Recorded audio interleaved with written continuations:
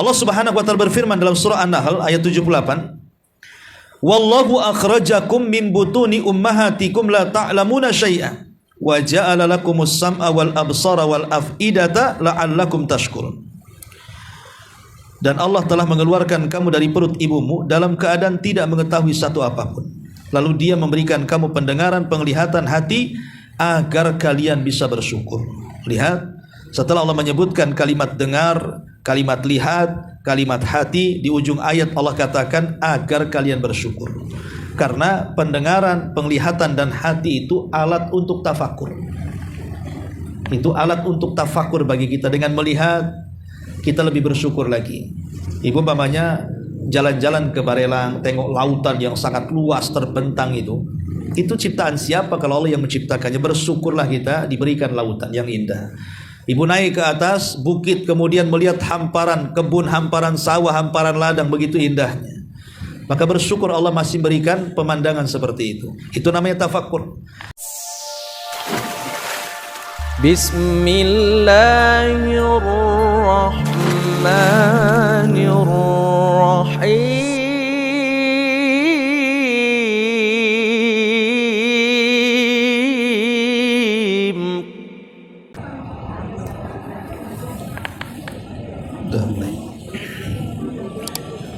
Bismillahirrahmanirrahim. Assalamualaikum warahmatullahi wabarakatuh. Alhamdulillah wassalatu wassalamu ala Rasulillah wa ala alihi wa sahbihi wa mawalah wa la hawla wa la quwata illa billahi wa ba'd.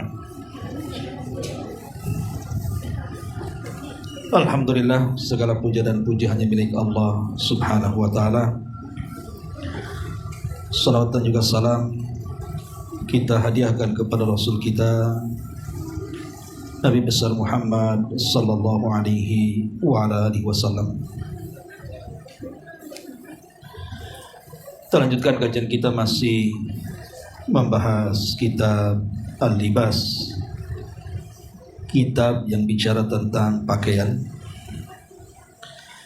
Dan kita masuk pada hadis Ali radhiyallahu anhu. Di sini hadis ke 511.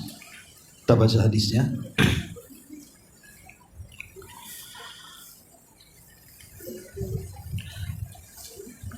Wa an Ali radhiyallahu anhu qala kasani Nabi sallallahu alaihi wasallam hullatan siyara fa kharajtu fiha fara'aitul ghadaba fi wajhihi fashaqqaqtuha baina nisa'i muttafaqun alaihi. Dari Ali radhiyallahu anhu dia berkata, Nabi sallallahu alaihi wasallam pernah memberiku pakaian dari campuran sutra. Lalu aku keluar dengan menggunakan pakaian itu. Dan kulihat kemarahan di wajah beliau, maka aku pun membagikan pakaian itu kepada para wanita di rumahku. Hadis ini disepakati Bukhari dan Muslim. Kemudian hadis berikutnya, An Abi Musa radhiyallahu anhu anna Nabiy sallallahu alaihi wasallam qala uhilla adh-dhahabu wal hariru li inathi ummati wa hurrima ala dhukurihim.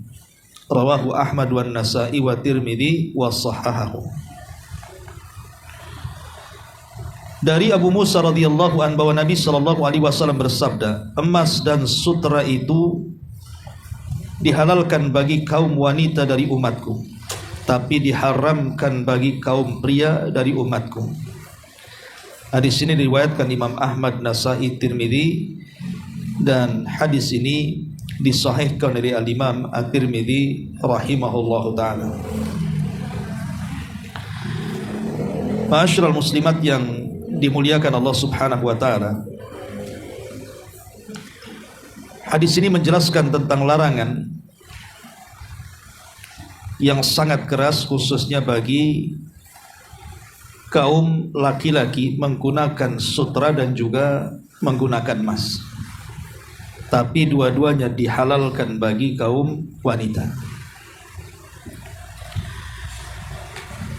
Ini menunjukkan bahwa syariat ini disyariatkan oleh Allah Subhanahu wa taala disesuaikan dengan maslahat masing-masing. Kenapa kemudian emas dan sutra itu dihalalkan kaum wanita? Karena memang fitrah dari kaum wanita itu memang berhias. Dan fitrah laki-laki tidak seperti itu. Makanya kemudian Allah Subhanahu wa taala membagi pakaian laki-laki tersendiri dan wanita juga tersendiri. Adapun kenapa emas dan juga sutra itu diharamkan bagi laki-laki? Sebagian para ulama mencari alasannya. Pertama, li syaddi dari'ati, untuk syaddi dari'ah. Syaddi dari'ah itu artinya menghalangi sesuatu sebelum terjadinya. Dalam hal ini adalah at-tasyabbuh bin nisa. Karena kalau laki-laki menggunakan emas itu dikhawatirkan akan menyerupai wanita, makanya dilarang. Dan Nabi SAW sangat tegas dalam masalah ini bahwa laki-laki tidak boleh sama dengan wanita, bahkan dilaknat laki-laki yang menyerupai wanita ataupun sebaliknya. Ada juga yang mengatakan khusus emas, kenapa laki-laki dilarang tidak boleh menggunakan emas dan bagi wanita dibolehkan? Karena laki-laki ini kalau menggunakan emas menunjukkan al-israf wal khuyala. Karena ada israf. Israf itu artinya berlebihan dan menunjukkan kesombongan. Adapun kaum wanita memang hajatnya untuk itu, menggunakan emas untuk mempercantik di hadapan suaminya.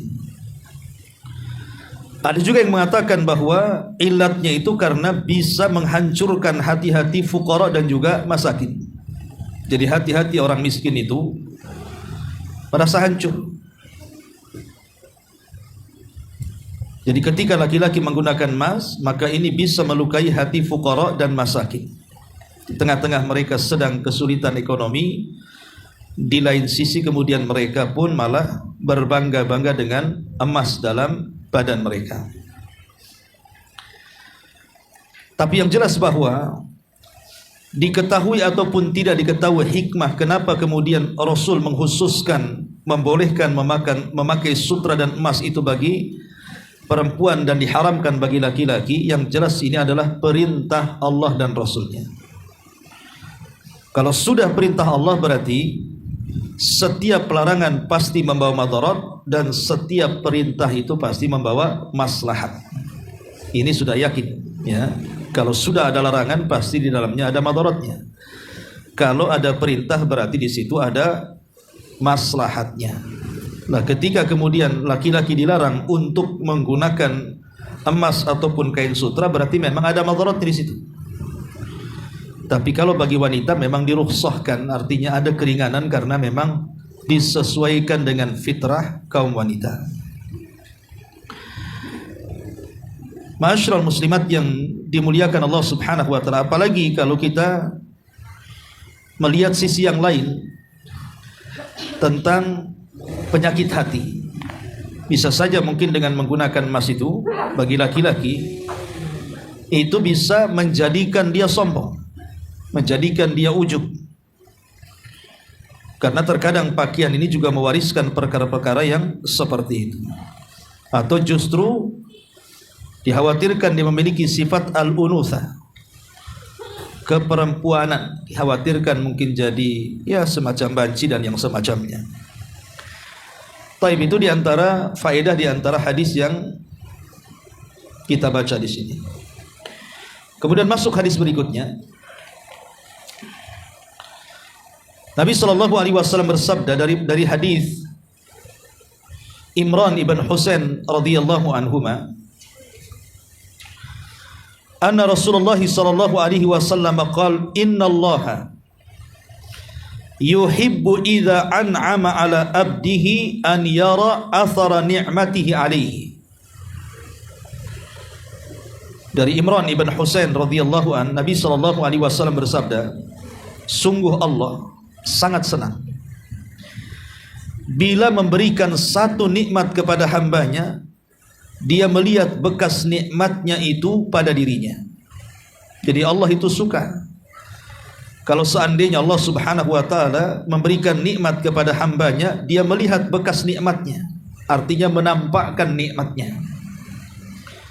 Karena Allah subhanahu wa ta'ala mengatakan fabi ni'mati rabbika fahaddits, maka dengan nikmat Allah tampakkan nikmat itu. Ma'asyiral muslimat yang dimuliakan Allah azza wa jalla, nikmat itu kan ada dua macamnya. Ada yang disebut dengan nikmat ukhrawi, ada yang disebut dengan nikmat duniawi. Jadi nikmat itu terbagi dua. Ada nikmat yang berkaitan dengan akhirat, ada nikmat yang berkaitan dengan dunia. Adapun nikmat yang berkaitan dengan akhirat, ya seperti contohnya hidayah. Hidayah itu nikmat yang paling besar yang Allah subhanahu wa ta'ala anugerahkan kepada kita.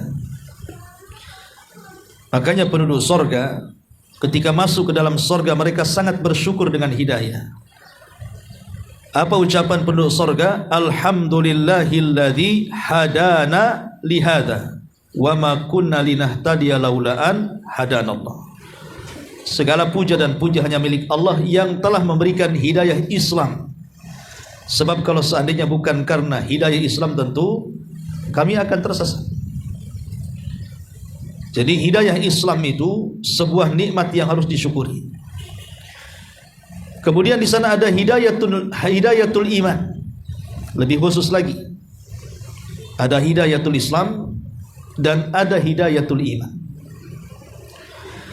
Kemudian di sana juga ada namanya nikmat iman, nikmat ilmu. Jadi ilmu juga bagian daripada nikmat ukhrawi. Karena dengan ilmu itu kita bisa beribadah kepada Allah subhanahu wa ta'ala. Termasuk amal soleh. Amal soleh itu bagian daripada nikmat ukhrawi.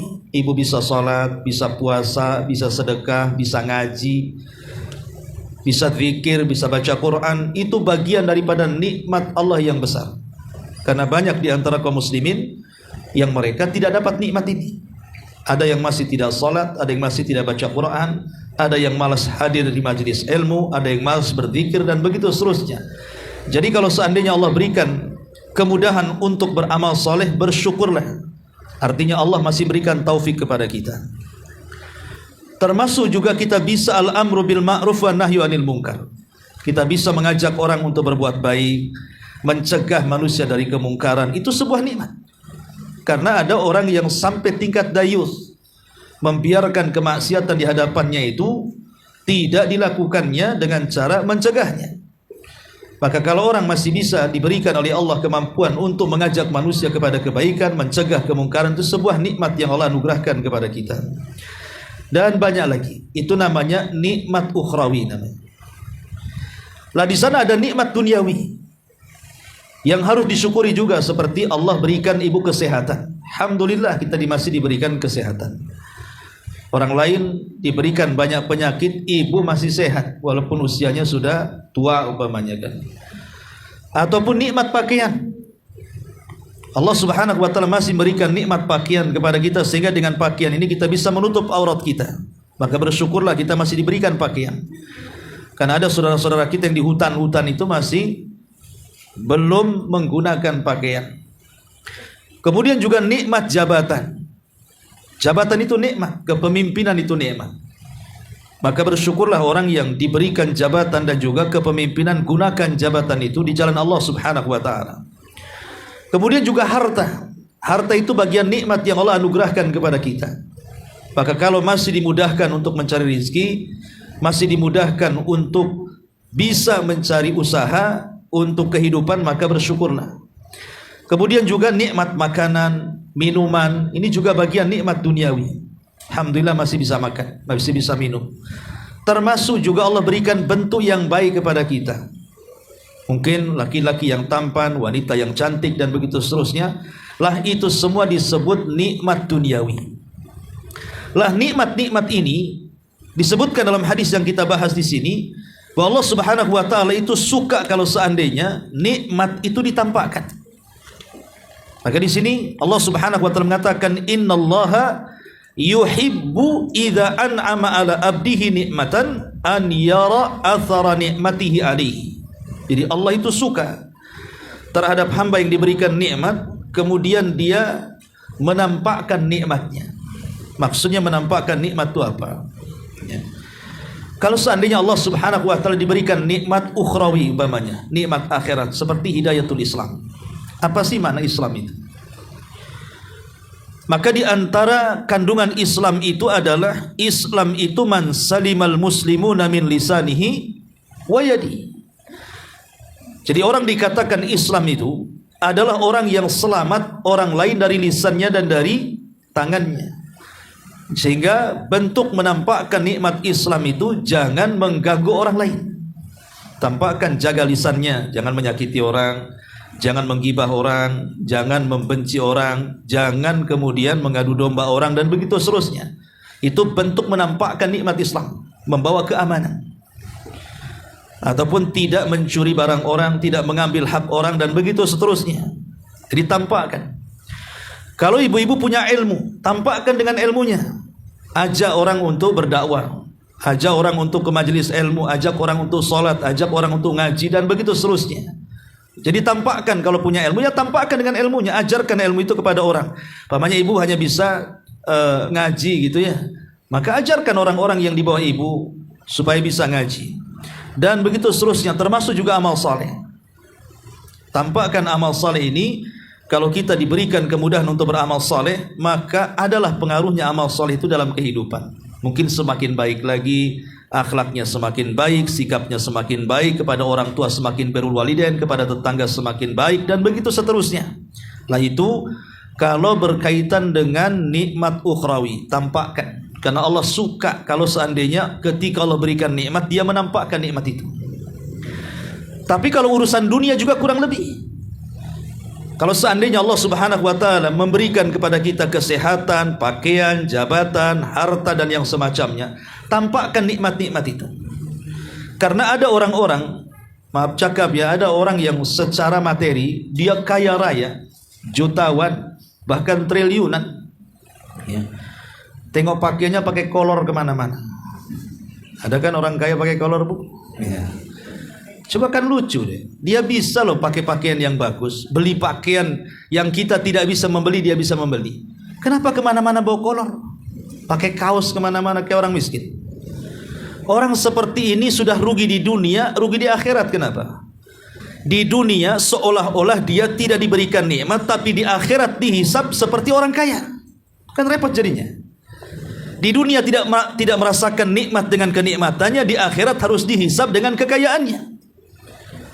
Di mana Allah Subhanahu wa taala akan bertanya tentang dua hal, min aina iktasabahu wa fima anfaqahu, dari mana kau dapat, kemana pula kau belanjakan. Makanya Allah Subhanahu wa taala tidak suka kalau diberikan nikmat dia tidak tampakkan nikmatnya.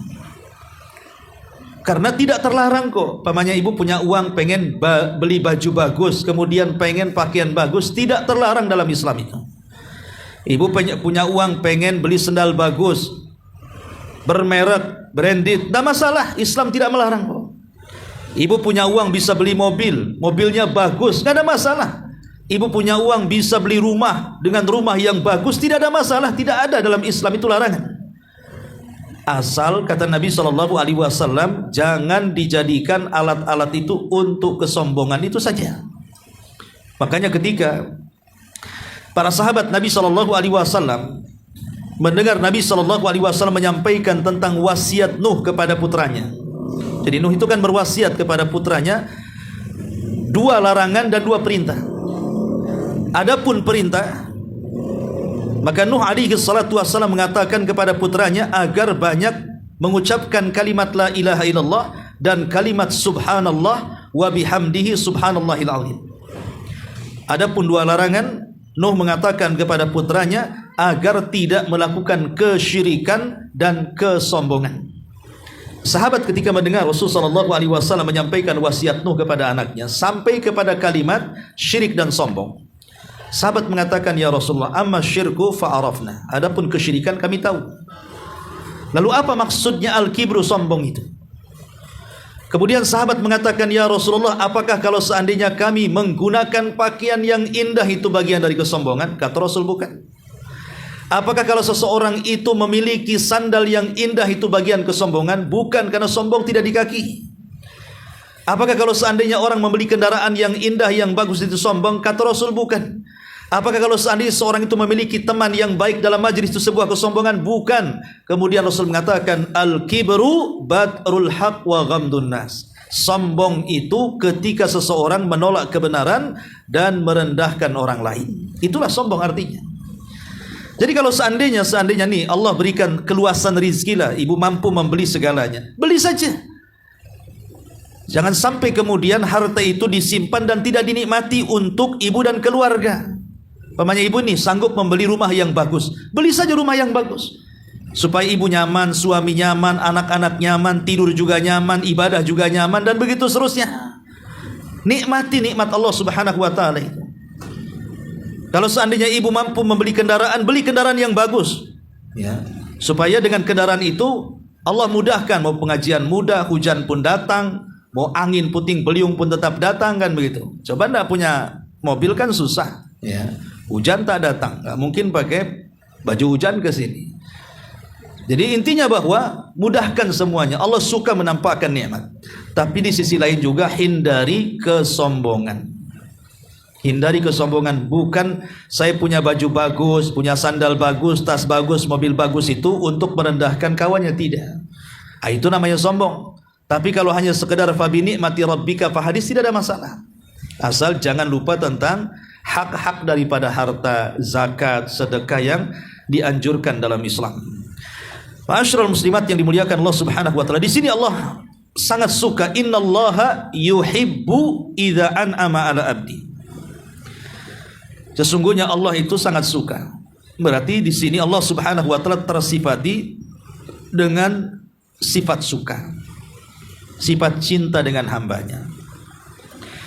Dan kalau Allah Subhanahu wa ta'ala sudah cinta dengan hambanya, maka beruntunglah hamba-hamba yang dicintai Allah Subhanahu wa ta'ala. Kenapa? Karena Allah kalau suka dengan kita pasti akan mengajak para malaikatnya untuk ikut suka dengan kita. Dan kalau sudah mengajak para malaikatnya suka dengan kita, Allah pun tanamkan kepada makhluk yang ada di bumi supaya cinta dengan kita.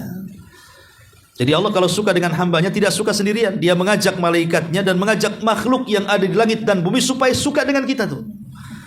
Makanya carilah sesuatu yang disukai oleh Allah Subhanahu wa ta'ala. Salah satunya adalah dengan cara menampakkan nikmat. Al-Imam Ibnul Qayyim rahimahullahu ta'ala dalam kitabnya Madarijus Salikin, beliau mengatakan, Asy-syukru zuhuru athari ni'matillahi ala lisani abdihi. Syukur adalah menunjukkan adanya nikmat pada dirinya yang Allah anugerahkan melalui lisannya, melalui lisan hambanya. Dengan cara apa? Thana'an wa'tirafan wa ala qalbihi syuhudan wa mahabbatan wa ala jawarihi inqiyadan wa ta'atan. Syukur dalam lisan, kata beliau, berupa pujian dan mengucapkan kesadaran diri bahwa dia telah diberikan nikmat. Adapun syukur melalui hati berupa persaksian dan kecintaan kepada Allah. Adapun syukur dalam badan berupa kepatuhan dan ketaatan kepada Allah Subhanahu wa ta'ala. Jadi Imam Ibnul Qayyim membagi syukur itu menjadi 3. Pertama, syukur dengan lisan. Yang kedua, syukur dengan hati. Dan yang ketiga, syukur dengan anggota badan. Adapun syukur dengan lisan, thana'an wa'tirafan. Pertama, kita memuji Allah Subhanahu wa ta'ala dengan mengucapkan alhamdulillah. Diberikan nikmat banyak, alhamdulillah bi ni'matihi tatimus shalihat. Dengan nikmat yang sedikit, alhamdulillah ala kulli hal. Pokoknya lisan kita jangan lepas kalimat alhamdulillah. Kemudian i'tirafan. I'tirafan itu artinya mengetahui bahwa nikmat ini yang beri Allah. Akui bahwa nikmat ini datang dari Allah. Jangan seperti Qarun yang dia tidak mengakui nikmat itu datang dari Allah. Kemudian dia mengatakan innama utituhu min ilmin indi. Kekayaan ini datang karena kecerdasanku. Kekayaan ini datang karena kepiawaianku. Kekayaan ini datang karena ijazahku. Ya, wajarlah kalau aku kaya, aku kan dokter, aku kan pilot, aku kan profesor, aku kan menteri, aku kan presiden, dan begitu seterusnya. Tidak, kekayaan itu datang dari Allah, bukan karena kita cerdas. Itu namanya i'tiraf, mengakui semua datang dari Allah Subhanahu wa taala. Kemudian juga yang kedua, syukur secara hati, syuhudan wa mahabbatan. Syuhudan wa mahabbatan artinya berupa persaksian dan kecintaan kepada Allah Subhanahu wa taala.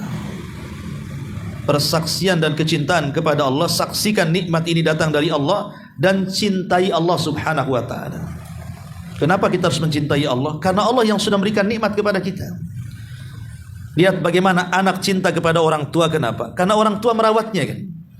Coba kalau orang tua walaupun dia melahirkannya, tapi kalau membuang anak itu, kemudian anak itu sudah besar, benci kadang-kadang sama orang tuanya. Lah kalau sama makhluk saja, siapa yang merawatnya pasti dia cinta. Jangankan manusia, binatang saja. Ibu punya kucing kan, ibu kasih makan, ibu kasih rawatan dan macam-macam. Dia senang dengan pemiliknya tuh. Maka walillahi matsalul a'la kan. Maka apalagi dengan Allah Subhanahu wa taala yang sudah banyak berikan nikmat kepada kita, sudah sewajarnya kita cinta dengan Allah. Dia yang sudah menciptakan kita, dia yang sudah berikan rezeki kepada kita, dia yang telah mengutus kepada kita Rasul, dia telah menurunkan kita kitab, dia telah memberikan syariat mudah kepada kita, bahkan dia memberikan pahala yang banyak, bahkan nanti di akhirat diberikan surga, macam-macam pokoknya. Intinya bahwa tanamkan rasa cinta dalam hati kepada Allah karena dia yang sudah memberikan nikmat. Kemudian dengan lisan, dengan hati, dan dengan anggota badan. Adapun dengan anggota badan, inqiyadan wa ta'atan, berupa kepatuhan dan ketaatan. Gunakan badan kita ini untuk beribadah kepada Allah. Makanya Nabi SAW menunjukkan bentuk syukur dia dengan cara memperbanyak salat. Sampai ketika kaki-kaki beliau sudah pecah-pecah karena kebanyakan salat. Maka Aisyah radhiyallahu anha mengatakan, ya Rasulullah, sudahlah, cukupkan dengan yang wajib-wajib saja kan gitu ya. Tidak perlu yang sunnah-sunnah lagi. Tapi Rasulullah SAW mengatakan, afala akunu abdan syakura. Salahkah saya menjadi hamba Allah yang bersyukur? Maka bentuk syukur perbuatan itu dengan cara ketundukan dan ketaatan dengan perintah Allah Subhanahu wa taala. Ma'asyiral muslimat yang dimuliakan Allah Subhanahu wa taala. Di sini Rasul mengatakan, innallaha yuhibbu idza an'ama ala abdihi nikmatan an yara athara nikmatihi alaihi. Allah suka apabila Allah memberikan nikmat kepada hambanya sebuah nikmat, hamba itu menampakkan bekas nikmatnya kepadanya. Lebih luas lagi bicara tentang nikmat ini. Ma'asyiral muslimat yang dimuliakan Allah Subhanahu wa taala. Kita tahu bahwa ada beberapa sebab yang menjadikan kita ini bisa mensyukuri nikmat Allah Subhanahu wa taala. Apa sebab pertama supaya kita ini bisa mensyukuri nikmat Allah Subhanahu wa taala? Pertama, mengakui dan sadar diri bahwa Allah Subhanahu wa taala telah banyak memberikan nikmat yang tidak terbatas. Makanya Allah Subhanahu wa taala mengatakan, wa in ta'uddu nikmatallahi la tuhsuha. Kalau engkau hendak menghitung nikmat Allah, tidak mungkin terhitung. Siapa coba yang bisa menghitung nikmat Allah? Jangankan jauh-jauh lah Bu, anggota badan kita sajalah ya, dari kepala sampai kaki, Ibu ngaca di situ. Coba bagaimana Allah berikan nikmat kedua mata kita bisa melihat. Coba Ibu lihat di kaca itu bagaimana telinga kita bisa mendengar, lisan kita bisa bicara, kaki kita bisa melangkah. Kemudian otak kita bisa berpikir, tangan kita bisa bekerja, dan begitu seterusnya. Tapi lihat kepada orang-orang yang Allah hilangkan satu nikmatnya. Umpamanya tengok orang buta sementara kita melihat. Lihat orang tuli sementara kita mendengar. Lihatlah orang-orang yang bisu sementara kita bicara. Maka dari sini penting kita melihat ke bawah, jangan pernah melihat ke atas. Sebab kalau pernah melihat ke atas tidak akan bersyukur sama sekali. Kemudian yang kedua, setelah kita mengakui dan sadar diri bahwa nikmat Allah itu begitu banyak kepada kita sampai tidak terhingga, dan kalau seandainya dihitung pun tidak akan sanggup menghitungnya, ya. Maka yang kedua, senantiasa berterima kasih kepada Allah Subhanahu wa taala. Berterima kasih dengan Allah Subhanahu wa taala dengan cara mensyukuri siapapun yang telah memberikan nikmat kepada kita, walaupun dia sebagai sebab nikmat dari Allah Subhanahu wa taala. Jadi umpamanya orang tua yang sudah mendidik kita. Memang betul kita ini diciptakan oleh Allah, tapi kan sebab adanya orang tua adanya kita. Dengan sebab adanya orang tua sehingga kita bisa dididik oleh mereka. Maka bersyukurlah kepada orang tua sebagai bentuk syukur kita kepada Allah Subhanahu wa taala. Makanya kemudian Rasul mengatakan, "Malam yashkurin nas lam yashkurillah." Siapa yang tidak bersyukur kepada manusia, maka dia belum dianggap bersyukur kepada Allah. Maka bersyukurlah kepada orang-orang yang berjasa kepada kita. Makanya kalau kita lihat para ulama ketika mereka mencatat kitab-kitab itu, pasti mereka mengajarkan kepada kita doa. Kalau menyebut salah seorang ulama, mesti kita katakan rahimahullahu ta'ala kalau mereka sudah meninggal. Kalau mereka masih hidup, kita katakan hafidhahullahu ta'ala, gitu ya. Kalau dia sudah meninggal, semoga Allah merahmatinya. Kalau dia masih hidup, semoga Allah menjaganya. Kenapa kemudian kita dididik sebagai santri seperti itu? Itu bentuk bersyukur. Kalau bukan karena Allah, kemudian catatan para ulama, kitab kita para ulama, tentu kita tidak mengenal agama. Makanya kalau kita menyebutkan tokoh-tokoh para ulama itu, jangan lupa doakan mereka. Kalau mereka sudah meninggal, ya kita katakan rahimahullahu ta'ala, semoga Allah merahmati mereka. Kalau mereka masih hidup, kita katakan hafidhahullahu ta'ala, semoga Allah menjaga mereka. Siapapun yang berjasa kepada ibu, tidak mesti ulama. Umpamanya ada kawan kita yang baik yang ngasih modal, gitu ya. Ada kawan kita yang baik yang suka menghibur, ya. Lebih daripada itu orang tua, tetangga yang baik, dan begitu seterusnya. Maka hargai mereka dengan cara berbuat baik dalam bentuk syukur kita kepada Allah Subhanahu wa ta'ala, ya. Kemudian juga yang ketiga, merenungkan nikmat-nikmat Allah. Cobalah renungkan nikmat-nikmat itu. Allah Subhanahu wa ta'ala berfirman dalam surah An-Nahl ayat 78, "Wallahu akhrajakum min butuni ummahatikum la ta'lamuna syai'a wa ja'ala lakumus sam'a wal absara wal af'idata la'allakum tashkurun." Dan Allah telah mengeluarkan kamu dari perut ibumu dalam keadaan tidak mengetahui satu apapun. Lalu Dia memberikan kamu pendengaran, penglihatan, hati agar kalian bisa bersyukur. Lihat, setelah Allah menyebutkan kalimat dengar, kalimat lihat, kalimat hati, di ujung ayat Allah katakan agar kalian bersyukur. Karena pendengaran, penglihatan dan hati itu alat untuk tafakur. Itu alat untuk tafakur bagi kita. Dengan melihat, kita lebih bersyukur lagi. Ibu umpamanya jalan-jalan ke Barelang, tengok lautan yang sangat luas terbentang itu ciptaan siapa kalau Allah yang menciptakannya? Bersyukurlah kita diberikan lautan yang indah. Ibu naik ke atas bukit, kemudian melihat hamparan kebun, hamparan sawah, hamparan ladang, begitu indahnya. Maka bersyukur Allah masih berikan pemandangan seperti itu. Itu namanya tafakur. Dan ibadah tafakur itu memang ibadah ringan tapi pahalanya besar. Ya, cukup berpikir saja, memandang, itu sudah dapat pahala besar, ya.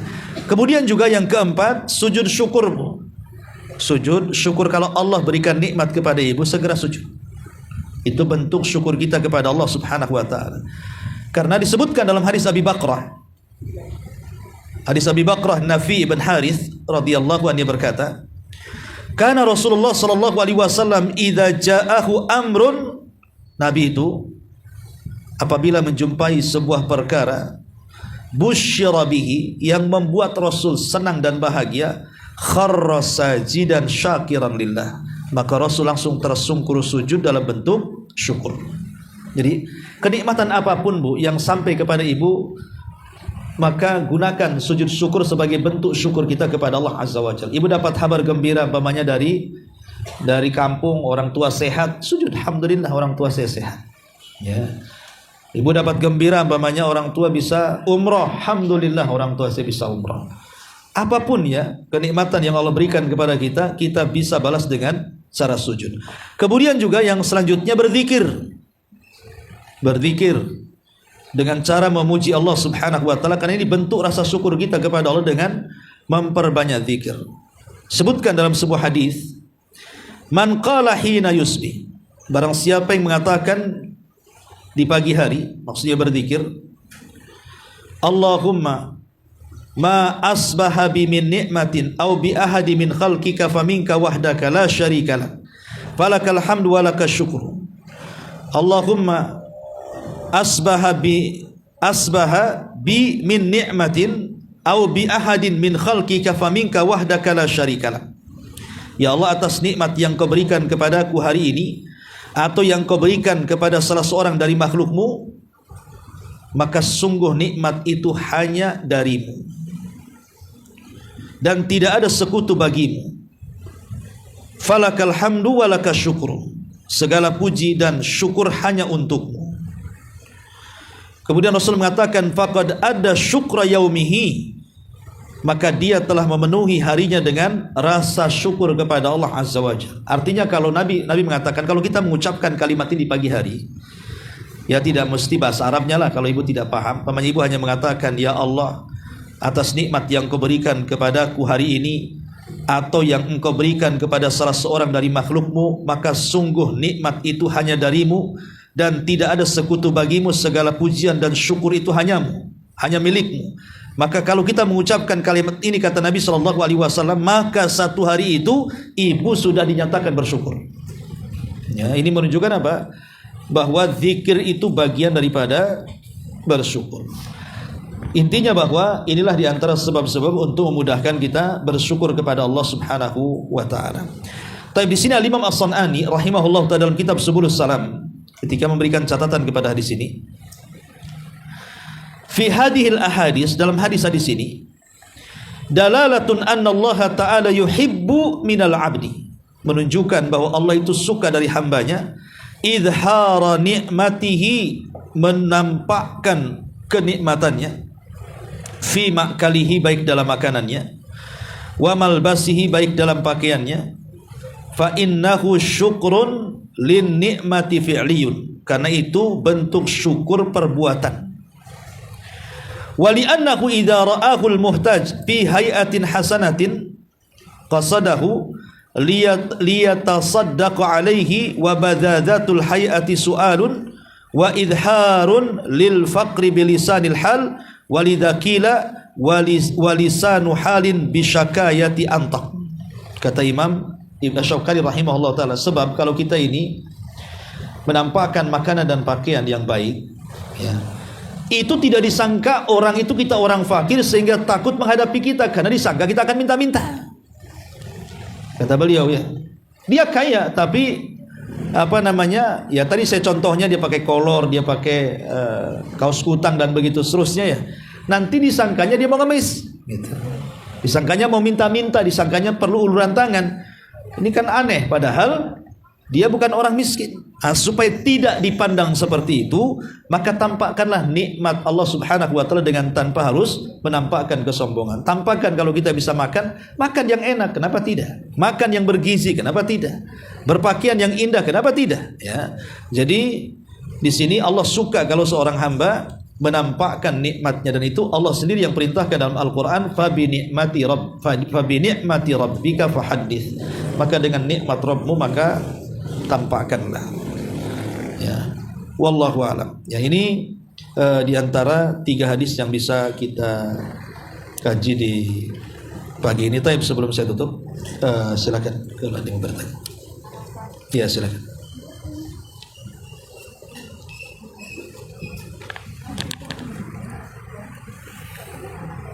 Ada mic-nya?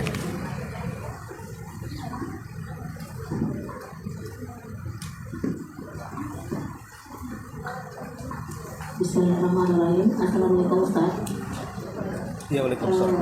Ana ingin bertanya, dalam bersyukur, dalam bentuk bersujud, apakah dalam kita mendapatkan nikmat itu ketika kita tiba-tiba bersujud itu, apakah harus ada itu wudu atau spontanitas gitu? Assalamualaikum. Waalaikumsalam.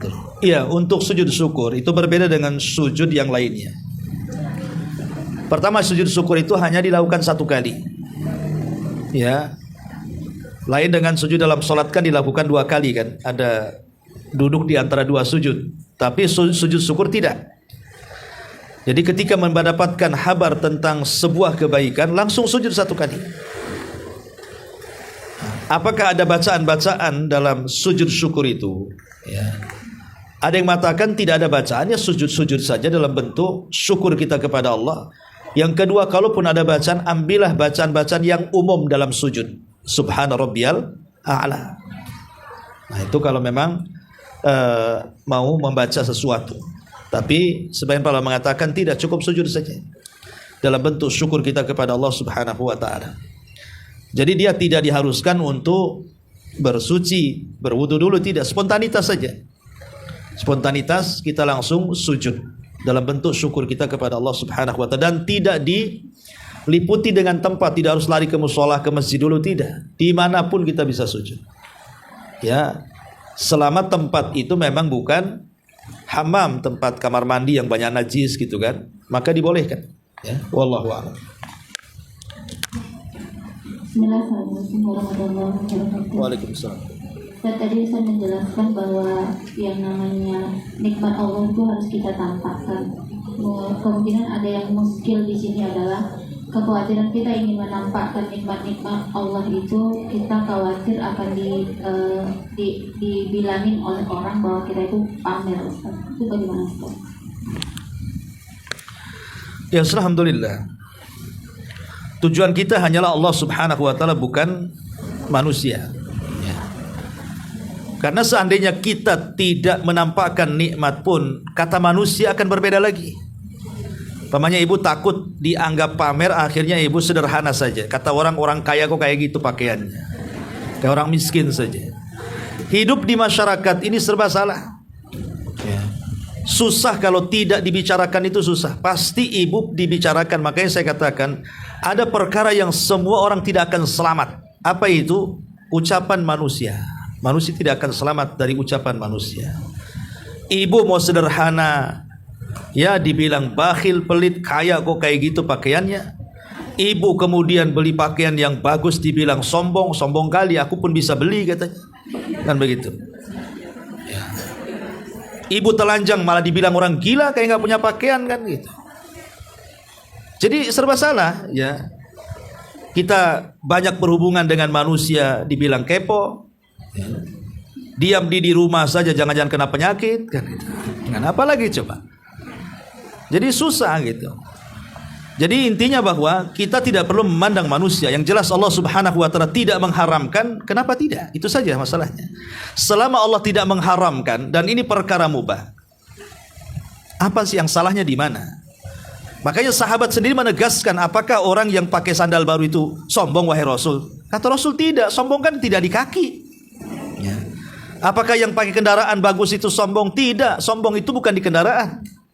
Apakah yang pakai baju bagus itu sombong? Rasul tidak, sombong itu bukan di pakaian, tapi sombong itu di sini kata Rasul. Sombong itu dalam hati, bukan di pakaian, bukan di sandal, bukan di kendaraan, bukan di rumah, bukan di barang-barang, bukan di tas, bukan. Ya, sombong itu di hati. Jadi lihat niat ketika hati ini ibu menggunakan pakaian bagus itu hatinya seperti apa. Kalau dengan pakaian itu membuat kemudian ibu merendahkan orang, itulah letak sombongnya. Kalau dengan tas itu sengaja ibu tidak lepas itunya kan, mereknya kan digantung aja di situ kan. Memang tujuannya itu supaya tahu ini tas ini bukan tas, ini branded, ini tas mahal ini kan. Itu kan sudah lain lagi tujuannya kan. Innamal amalu binniyat kan Bu. Jadi ini kembali kepada hati sebenarnya, bukan masalah benda-benda yang kita pakai. Benda-benda pakai itu perkara mubah saja. Ya, tapi yang jadi masalah itu hati kita. Wallahu a'lam. Ustaz, itu ada 3 buah hadiah. Ustaz mau diberikan pertanyaan kepada jemaah. Iya, ini ada 3 hadiah. Ada 3 pertanyaan. Pertanyaan yang pertama, sebutkan 2 alasan kenapa syariat mengharamkan laki-laki menggunakan emas. Apa alasannya? Kenapa tidak boleh laki-laki menggunakan emas itu? Sebutkan dua. Terserah yang mana satu. Pertama, laki-laki akan menunjukkan isyraf atau kelebihan dan kesombongan. Hati-hati orang miskin bisa hancur karena melihat laki-laki itu memakai emas, sementara orang miskin itu tidak punya. Ahsan, masya Allah. Jazakallah khairan. Pertanyaan yang kedua, ya. Apa makna bahwa Allah Subhanahu wa taala suka ketika Allah memberikan nikmat kepada seorang hamba, beliau atau hamba tersebut menampakkan nikmat itu? Apa maksudnya hadis ini? Dan berikan contoh.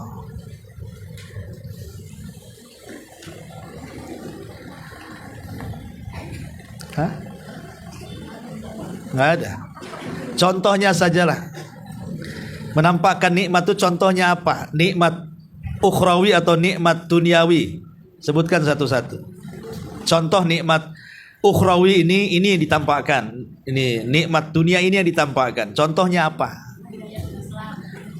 Tinggal jawab saja. Ayo.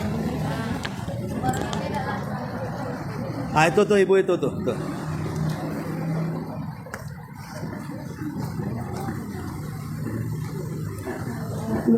Ukhrawi kalau punya harta ditampakkan seperti bagus atau perhiasan. Sedangkan kalau itu nikmat apa itu?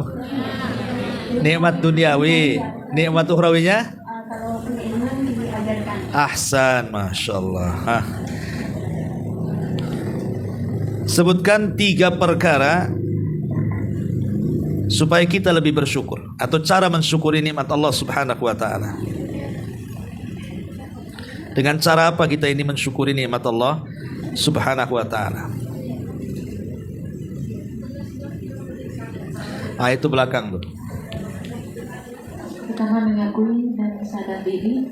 Dua, senantiasa rasa berterima kasih kepada Allah dan bersyukurnya. Iya. Merenungkan nikmat-nikmat Allah. 4, bersyukur. Masya Allah. Dah lebih. Nggak usah. Nanti bukunya nggak ada lagi. Cuma 1. Dosa-dosa. Taib, ini yang bisa sampaikan. Mudah-mudahan ada manfaatnya. Subhanallah bihamdika. Asyhadu an la. Ini ada pertanyaan dari YouTube dulu. Assalamualaikum warahmatullahi wabarakatuh. Ustaz, waalaikumsalam warahmatullahi wabarakatuh. Bagaimana bentuk syukur kalau dikasih penyakit yang lama belum sembuh juga? Kadang ada mengerutu. Menggerutu ya. Bagaimana bentuk syukur kalau dikasih penyakit yang lama belum sembuh? Kadang ada yang menggerutu. Iya. Kita tahu bahwa ada hadis Nabi SAW yang mengatakan ajaban li amril mu'min. Sungguh mengherankan perkaranya orang yang beriman. In asabathu sarra syakara. Kalau dia ditimpa sebuah nikmat dia bersyukur. Itu lebih baik bagi dia. Wa in asabathu dharra sabara fakana khairan lah. Kalau ditimpa madarat ataupun hal-hal yang menyakitkan bagi kehidupannya, maka dia pun sabar. Dan dua-duanya baik bagi seorang yang beriman. Artinya bagi seorang yang beriman itu ditimpa musibah ya baik, ditimpa nikmat yang baik. Karena dua-duanya pasti ada pelajaran di situ. Tetapi ketika seseorang kemudian ditimpa musibah, tingkatan yang paling tinggi adalah ketika dia bisa bersyukur dari musibah yang menimpanya. Jadi bukan bersabar lagi. Tingkatannya bukan bersabar atas musibah, tapi bersyukur atas musibah. Maksud bersyukur di atas musibah itu maksudnya gimana? Maksudnya bersyukur itu syukuri kalau memang itu penyakit dalam badan, dari badan-badan yang belum tersentuh penyakit, dan bersabar dengan penyakit yang ada dalam badan. Seperti contohnya Urwah. Urwah ini ditimpa sebuah penyakit gula, diabetes bahasa kita. Kemudian harus diamputasi salah satu kakinya. Ketika hendak diamputasi, sang tabib mengatakan, wahai Urwah, engkau akan merasakan sakit yang luar biasa. Sebaiknya minumlah khamr, supaya saat yang diamputasi itu kau tidak merasakan apapun. Karena di zaman itu kan gak ada bius ya, jadi harus minum khamar, minum arak. Jadi Urwah mengatakan tidak mau. Sebab kalau Allah takdirkan aku mati, nanti aku mati di atas khamar. Itu sama dengan su'ul khotimah, kata. Jadi sang dokter mengatakan, lalu bagaimana caranya supaya engkau tidak merasakan sakit? Karena hanya itu caranya. Bukankah Islam membolehkan seseorang itu menggunakan hal-hal yang haram dalam posisi darurat? Maka Urwah mengatakan, sebaiknya kau potong saat aku sholat, katanya. Aku ambil wudu, saat aku sedang sholat 2 rakaat wudu, kau potong di situ. Kalau Allah takdirkan aku mati, berarti aku mati di atas sholat. Betul, ketika dia sedang sholat dipotong. Ya namanya dipotong yang sakit tuh. Walaupun sedang apapun dia tetap sakit. Khusyuk apapun tetap sakit kan. Jadi ketika dipotong, banyak keluar darah, kemudian sakit yang luar biasa, pingsanlah Urwah ini saat sholat itu. Ketika sedang pingsan, kemudian berusaha sang tabib menyadarkan Urwah. Ketika sadar, jadi Urwah pun kemudian terbangun. Rupanya datang seseorang memberitahu, wahai Urwah, semoga Allah subhanahu wa ta'ala memberikan balasan akan musibah yang menimpamu. Putramu meninggal dunia. Itu kabar itu dihabarkan ketika Urwah siuman, baru saja diamputasi. Menunjukkan apa? Terkadang musibah itu beruntun kan. Kakinya hilang, tahu-tahu anaknya pula hilang. Itulah sifat musibah. Kadang-kadang satu belum selesai, datang pula yang lainnya. Ya, tapi yakini bahwa setiap musibah itu tidak mungkin Allah berikan, pasti kita akan mampu untuk menanggungnya. Karena tidak mungkin Allah itu membebani di luar kemampuannya. Tapi Urwah kemudian hanya tersenyum dan mengatakan alhamdulillah. Jadi sang tabib heran. Kenapa Urwah mengatakan alhamdulillah ala kulli hal? Ya, padahal dia ditimpa 2 musibah sekaligus. Pertama, dipotong kakinya, yang kedua kehilangan anaknya, tapi dia tetap mengatakan alhamdulillah ala kulli halin. Segala puji bagi Allah Subhanahu wa taala dalam kondisi apapun. Jadi Urwah menjelaskan, kenapa saya harus mengatakan alhamdulillah. Coba perhatikan wahai dokter, kata. Berapa anggota badan yang Allah berikan kepadaku? Ada 4 kan, 2 tangan dan 2 kaki. Engkau baru memotong 1. Berarti aku masih punya 3. Alhamdulillah, kata. Adapun anakku, aku ini Allah berikan anak ini 6. Kemudian Allah ambil 1, kan tinggal 5. Artinya masih diberikan oleh Allah 5 anak untukku. Alhamdulillah, baru 1 yang Allah ambil dan yang 5 masih ada. Alhamdulillah. Dari sini kita tahu bahwa puncak seseorang bersyukur itu, atau bersabar di atas musibah itu, ketika dia bisa bersyukur akan nikmat yang ada dan bersabar akan musibah yang sedang berlaku. Jadi syukur yang ada, sabarnya kepada musibahnya saja, tapi yang adanya disyukuri gitu ya. Lah, maka saya nasihatkan juga, kalau memang pertanyaannya bagaimana bentuk syukur kalau dikasih penyakit yang lama sembuh, kadang menggerutu kan gitu ya. Itu memang setan, Bu. Orang kalau lagi sakit, apalagi sakitnya itu mengarah kepada ajalnya, maka iblis itu akan mengerahkan pasukannya untuk menyerang orang itu, supaya orang itu betul-betul mati su'ul khotimah. Dibuatnya dia berbuat dosa besar saat sakitnya. Makanya nanti, apalagi sekarang ini zaman handphone kan, orang sakit pegang handphone zaman sekarang ini. Kemudian di handphone adalah di situ mungkin banyak setan masuk ke dalam hati orang sakit, ngasih was-was. Cobalah klik itu YouTube, itu channel dukun ini dukun itu mamanya kan. Ya, tukang sihir ini tukang sihir itu bagus, itu bisa ngobati itu. Nah, akhirnya kemudian orang sakit nengok lah itu YouTube-nya, nengok internetnya, padahal tahu dukun itu penipu kan ya. Tapi dia tidak peduli, asal sembuh saja. Akhirnya dia siap diobati dengan dukun, dengan tukang sihir, dengan apapun dia siap. Yang penting dia sembuh. Karena orang sakit itu gak peduli dia, yang penting sembuh ya. Kalau tidak ada iman, orang sakit itu yang penting sembuh. Mau dukun, mau dokter, mau tabib, mau apa, lah setan masuk di situ tuh, ngasih was-was ya. Ataupun pamannya ada orang yang ngasih tahu, ada juga tuh si anu penyakitnya sama dengan antum itu, dengan ibu, dengan umi, dengan bapak itu sembuh kok, berobat di sana tuh. Padahal dia adalah dukun tuh. Akhirnya kepengen juga, yakin. Pada jelas-jelas loh dokter spesialis itu sekolahnya 15 sampai 20 tahun, gak yakin itu. Sementara dukun tuh gak sekolah itu, tapa aja gak jelas kan itu. Tapi dia yakin kan, karena setan ngasih was-was di situ. Lah makanya saya sarankan kan gitu, bahwa justru saat sakit kelamaan itu harus lebih dekat lagi kepada Allah Azza wa Jalla. Harus lebih banyak bersyukur lagi. Boleh jadi Allah memberikan sakit itu karena ada hal yang kita tidak tahu hikmah di dalamnya. Bisa saja Allah hendak mengangkat derajat kita. Bisa saja mungkin Allah hendak melunturkan dosa-dosa kita yang lama. Kita tidak tahu Allah memberikan penyakit itu karena gara-gara dosa kita, nggak tahu juga kan gitu. Atau Allah memang hendak mengangkat derajat kita di sorga. Karena ada sorga itu tidak bisa dicapai dengan sholat, dengan puasa, dengan ngaji, dengan zikir, dengan baca Quran. Hanya bisa dicapai dengan kesabaran. Lah dari sini boleh jadi bentuk syukurnya adalah syukurilah dengan cara melihat ke bawah, jangan pernah melihat ke atas. Ada orang yang sakitnya sama, tapi orang itu tidak bisa beribadah. Alhamdulillah saya bisa beribadah. Ya. Ada orang yang diberikan penyakit yang sama, dia futur, tapi saya jangan sampai futur. Nah, jadi begitu rasa atau bentuk syukurnya saat kita ditimpa penyakit. Wallahu alam.